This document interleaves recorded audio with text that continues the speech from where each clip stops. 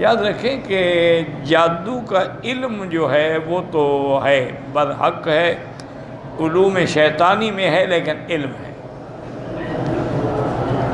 اور جادو کا اثر بھی ہوتا، لیکن جادو سے کسی کی جنس بدل دی جائے، یعنی انسان کو نعوذ باللہ گدھا بنا دے، یہ نہیں ہو سکتا۔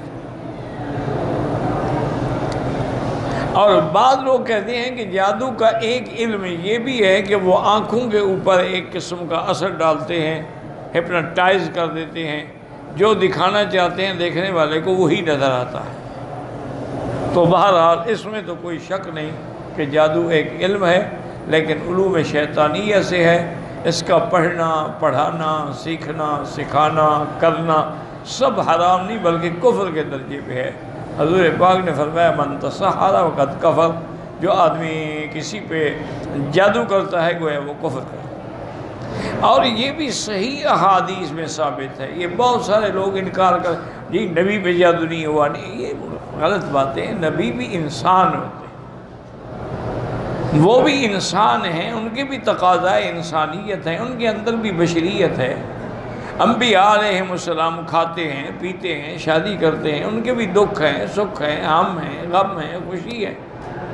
تو اسی طرح انبیاء پر بھی جادو ہو سکتا ہے، اور میرے آقا پہ جادو کیا گیا جو صحیح حدیثوں میں ثابت ہے۔ یہ محبت نہیں کہ جو چیز حدیث میں ثابت ہے اس کا بھی انکار کر دو، اور جی نہیں حضور پہ جادو کیسے ہو گیا؟ بھئی حضور کے دندان مبارک کیسے شہید ہو گئے؟ اگر دندان مبارک شہید ہو سکتے ہیں، حضور کے رخسار زخمی ہو سکتے ہیں، حضور صلی اللہ علیہ وسلم کو موت کے وقت میں بخار کی اتنی شدت ہو سکتی ہے کہ 6-6 7 ٹھنڈے پانی کے مشکیزیں ڈالتے تھے، تھوڑا افاقہ آتا تھا پھر بخار کا جوش چڑھ جاتا۔ اور حضور پاک صلی اللہ علیہ وسلم کو موت کے وقت میں سکرات کی تکلیف ہو سکتی ہے، تو جادو کیوں نہیں ہو سکتا؟ اللہ کے پیغمبر دعائیں مانگ رہے تھے، اللہم اعنی فی سکرات الموت، اللہم اعنی فی سکرات الموت، یا اللہ اس وقت میری مدد فرما۔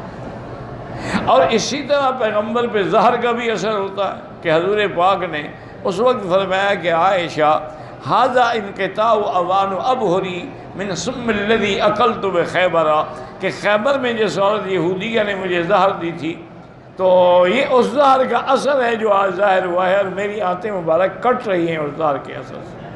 تو زہر کا اثر بھی آپ پہ ہو سکتا ہے۔ تو اصل یہ تھا کہ یہودیوں نے مل کے کوشش کی کہ حضور پاک صلی اللہ علیہ وسلم پہ جادو کیا جائے۔ تو لبید ابن الاعصم ایک بہت بڑا ان کا جادوگر تھا، اس کی لڑکیاں جو ہیں وہ بھی جادو کرتی تھیں۔ تو پہلے تو لڑکیوں نے کوشش کی جادو کرنے کی، لیکن وہ کامیاب نہ ہوئی۔ پھر یہودیوں نے لبید ابن الاعصم سے کہا کہ ہم تمہیں اتنا پیسہ دیں گے، اتنی دولت دیں گے، تو خود جادو کرو۔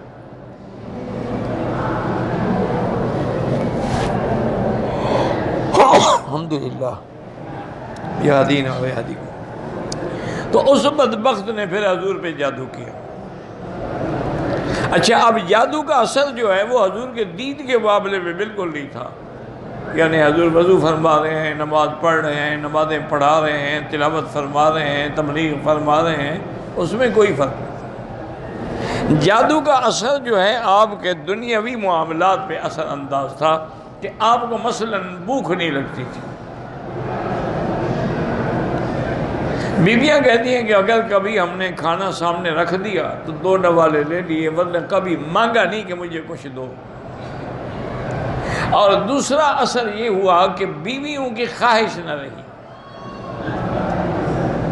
آج کل بھی اکثر جادو یہی ہوتے ہیں جو فرقون بین المرء و زوجہ، میاں اور بیوی میں جادو کر کے فتنہ کرتے ہیں جادوگر، تاکہ آدمی جو ہے اس کی بندش ہو جاتی ہے، وہ اپنی بیوی کے پاس جانے کے قابل ہی نہیں رہتا،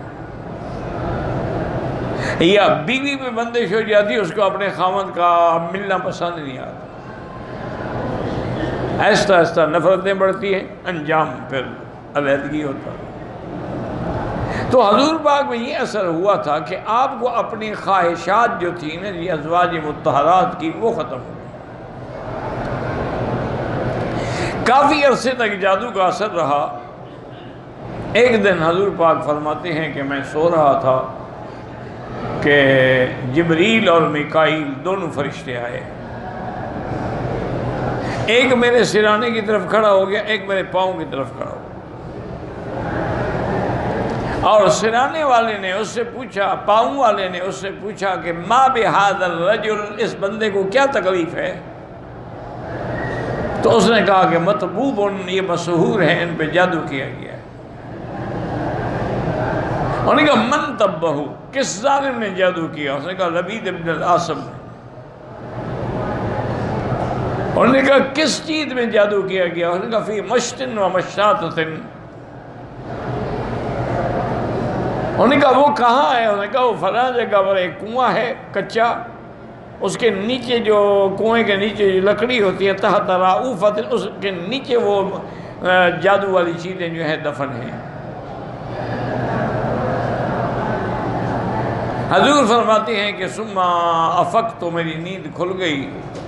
حضور نے فوراً بلایا حضرت علی رضی اللہ تعالی عنہ کو بھی اور کچھ اور صحابہ کو بھی، اور ان کو لے کر حضور اس مقام پہ تشریف لے گئے جہاں کا جبریل نے بتایا تھا۔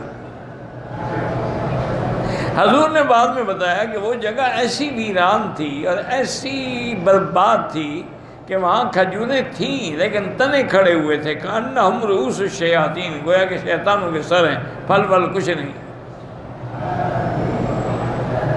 اور کنواں جو تھا حضور نے فرمایا اس کا پانی ایسے تھا جیسے مہندی کا ملا ہوا پانی ہو۔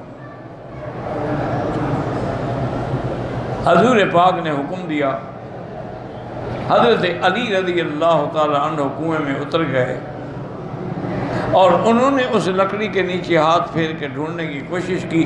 آخر آپ کے ہاتھ میں ایک چیز آئی، وہ کنگھی تھی، اور اس کنگھی میں حضور پاک کے بال مبارک تھے۔ اس ظالم نے ان بالوں کو لپیٹا تھا، اس میں سوئیاں لگائی تھیں۔ یہ جادوگر جو ہے نا ایسی حرکتیں کرتے ہیں، بندے کے بوتا بنا دیتے ہیں، مجسمہ بنا دیتے ہیں، آٹے کا ایک گڑیا سی بنا دیتے، اس میں پھر وہ سوئیاں چبھوتے ہیں۔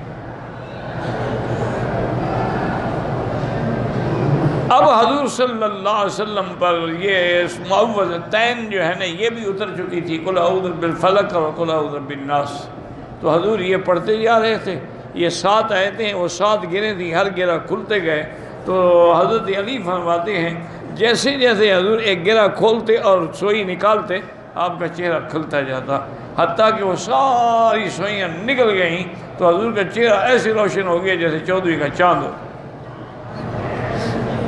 حضور نے وہ لے کے اسی کنویں میں پھینک دی سب کچھ، واپس تشریف لے آئے۔ تو بی بی عائشہ نے عرض کیا کہ حضور آپ لے تو آتے، ہم دیکھتے تو صحیح ان ظالموں نے کیا کیا ہے۔ میں نہیں چاہتا تھا کہ کوئی ایسا فتنے کا ذریعہ بن جائے کہ لوگوں کو میں دکھاؤں اور لوگ جوش میں آ جائیں، تو جن لوگوں نے یہ جادو کیا اس کو قتل کر دیں، میں نہیں چاہتا۔ اللہ نے مجھے شفا دے دی، بات ختم ہو گئی۔